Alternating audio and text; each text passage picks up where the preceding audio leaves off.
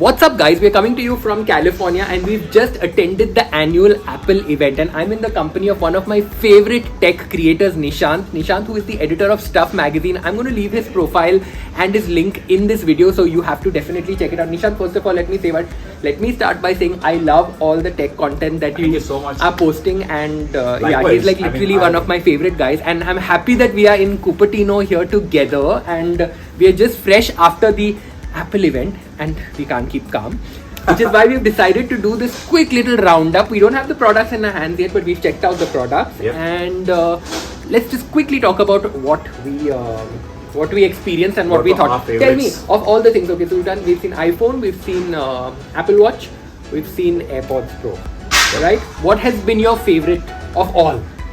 For me as a creator, and of course for you as a creator as well, I think the iPhone 14 Pro, because it has the best camera upgrade. I think overall as a product as well, apart from the Watch Ultra, which is a huge upgrade, I think the iPhone 14 Pro is a big upgrade in terms of megapixel count, in terms of what it can do with the notch. The notch is gone, it's still there, but the way they've utilized the notch, Dynamic Island. I mean, you can trust Apple to name it like that, a dynamic island, and make it sound fancy. And marketing term is a bit iffy, but I think what they've done with it is magical. Okay, so I want your views. Like, I'm seeing a lot of memes on YouTube and Insta and everywhere about how like the upgrade from the 13 to the 14 is not much, but like a lot of people, like the cynics, are like basically saying no. Of course, yeah, because it's the same design for the last 3 years, so they should have done something to just change the design language and make it feel a bit newer. So I think Apple did go a bit complacent on the design front in terms of the hardware for the 14. The 14 Pro, again, the notch makes it different. The back of the phone is again very similar to the 13, even the 12. Cameras become little bigger. The lenses are a bit bigger because the sensors are bigger. So, but they are all, like blink and you miss sort of a design changes. Like to the untrained eye, like it will Exactly. just look the same. Like Right. if you put like 12, 13, 14 next to each other, to the untrained eye, I think people. But it's all under the hood where the improvements are, and I think overall in terms of the hardware specs, the feature list, what they've really crammed into such a small device in terms of just the chip architecture. Yeah. Because even now, in fact, we keep reviewing Android phones all the time. Even the A14, which is 1 year older, which is also the chip used in the iPhone 14. Yeah. The 14 Pro is the one that gets the new the A16. Yeah. But even the A14, the A15 chips are still faster than Android phones of. Are you looking? Are you like proposing to use the 14 Pro or the 14 Pro Max? I would go for the 14 Pro. Currently, you're on the 13 Pro. I'm on the 13 Pro Max currently, so I've used it for a year, and apart from the extended battery life because of the larger physical size that it allows you, I think the Pro is just the best size for most human hands. I mean, unless you're I've never used the Pro Max. I've always been a Pro, so like the size. So unless you're the Rock or the size of the Rock, I think Pro is the best. Size doesn't matter for me. So okay, this is a family viewing channel, I guess. Okay. Apple Watch Ultra. For me, that was like the highlight of the Apple event. It should be Apple Watch Extra. Yeah, it is really such a good looking piece of technology, and really, you think so? Because see, I love it, and I'm a watch guy. Even like the classic watches, I get to try all of them. Which is what the question I wanted to ask you, because you're a watch guy. I'm not a watch guy at all. I've just been wearing the Apple Watch for the last 7 years now. But you're a watch guy, you're a watch connoisseur. What do you think about the design? Because it's very industrial, it's rugged. At the same time, it looks like an iPhone, like an Apple Watch. It is very industrial and very rugged, but I still feel it's not it's got a lot of elegance and finesse. Like, I was just thinking to myself, I could totally, now interestingly enough, that is 49 mm. This is a 45 mm. These bracelets work on that one, by the way. Yeah. So I mean, if I was to swap that with like this Milanese loop or something like a little more like dressier or whatever, I could totally picture myself wearing that watch. Do a mix and match. Yeah. And I'm not like an alpine expeditionist or going out into the jungles and whatnot. I'm a city boy, yeah. But like the Omega, whoever is buying Omega, most of them are not going diving. Or like whoever's wearing Breitlings or IWC is not going to pilot aviators or whatever. So I think you're just buying into that kind of, I don't know, I just found it very, very good looking. I guess it's the same thing as people buying SUVs. Not everybody buys an SUV, goes off-roading. So I guess that's a good analogy to me. I agree. So what's your overall verdict on the Apple Watch Ultra? Is it very ultra and extra? I think again, in terms of engineering, and those bracelets are so cool. Yeah, the bracelets, I mean, they really are engineered for for people who go on expeditions, and they're almost like bulletproof, break-proof, air-proof. And I think in terms of just the engineering terms, this is Apple really flexing it. You know, the amount of things that they have again crammed into that, and it has in fact 36 hours a battery life under normal use. And Apple is saying 60. That 60 hours is coming soon, which is a low power mode. And that interesting to know that on the Series 8, no one has really spoken about an extended battery life. Exactly. So I think I was expecting a battery life update this time. I was, but I guess 60 hours on the Ultra is going to blow everything else out of the water. And again, it takes Apple to a whole new level of adventure wearables, like until now, which has been just completely a Garmin dominated territory. So I mean, a lot of people here are asking now, if we are not buying the Ultra, should we just splurge on a Series 8, or should you just, because I'm wearing the 7 and it's amazing. Yeah, I think for everyday use, the Series 8 should be still a more sleeker watch. I think it will be more conducive to be worn with a lot of different attires, be it your office, be it your club. No, but my question is to you, people are asking that if you have to get a new watch, should I just buy the Series 7 and pay less?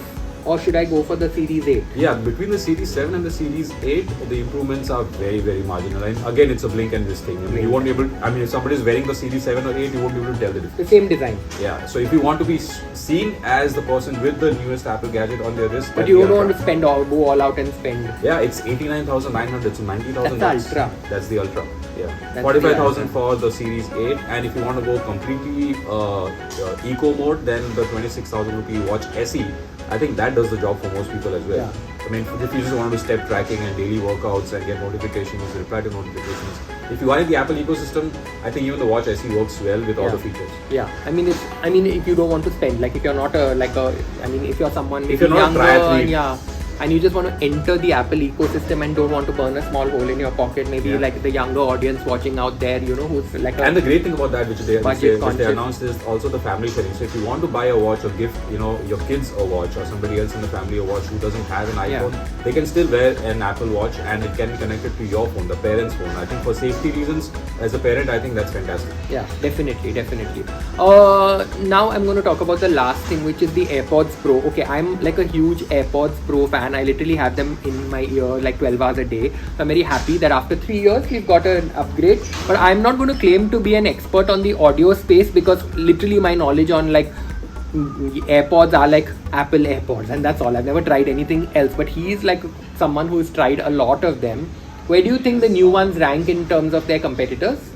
I think it should be again top of the food chain, because when the AirPods Pro came out, the first gen as well, I mean, they actually had ANC, active noise cancellation, in such a small form factor which nobody else at that point had. And eventually all the Chinese brands caught up, and in fact currently with the AirPods 1, the generation 1, all the Chinese brands actually beat that in terms of performance and price point. I mean, hugely undercut the AirPods Pro in terms of price point. So the second generation AirPods actually, I mean, it ups the ante.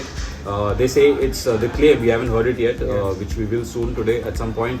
They say that it's actually 2x better ANC than the previous generation, so it's twice. We'll need to try that out. We'll have to try that out, and well, again, in terms of the design, it looks identical to the first generation. So again, I like the swiping for the volume up and volume down. That's a nice control. That's a nice gesture. That I think it was high time that they introduced. The good thing for me, especially what I found, is that now you can use the Apple Watch charger to charge your AirPods, that's cool. Which is very cool, because usually people who have the Apple Watch would have an AirPods because of the ecosystem, and I think this adds convenience. Yeah, it just makes it easier and less clutter of wires on. And it has a speaker now, so in case you lose the case, you can bring it. So, but one thing which I really think that's interesting, and for me it's very, very important as a video content creator, stabilization. The action mode on the 14 Pro and the 14 Pro Max. Is this on the Pro and Pro Max, right? Or action mode on all four? No, it's also on the 14. Okay. So you toggle on the action mode, and that gives you like better, that kind of turns on the stabilization mode. And I think that stabilization for me, I've had my good days and bad days with the 12 and the 13 Pro respectively. I'm looking forward to trying this out on the 14 Pro. Totally. I mean, they should have just called it when we go on our drives. Yeah. When we go on our drives and testing out all these cars. I think it's going to be really useful, and again, I think it's going to make, for a lot of people, I think it's going to make GoPros redundant, because you just don't have to carry another additional accessory. Because I was using my GoPro Hero 10 Black. Yeah. Especially for the stabilization, because there's a huge jump between the 9 and the 10 on the GoPro. The stabilization is fantastic. So especially on drives, when you're driving for the same level of when you're on when you're in these SUVs or on, this thing, and the phone is out, like the GoPro is outside or on the bonnet or something, that really kind of helps. The only thing that I really wish now is, I mean, of course, third-party manufacturers should come out with mounts, because if it really is as good as Apple claims, it is the OIS, the optical stabilization. I think people would want to mount their phones instead of GoPros, Yeah. you know, maybe like a chest mount or Is a head this mount. this thing? Is this the end of the? Can we see the possible end of the gimbal? The gimbal could be, but I'm sure, I mean, if you're a pro-level photographer, videographer, you You'll would still still have need your- that because of the different angles that it allows you. Yeah. It's just more flexible. Yeah.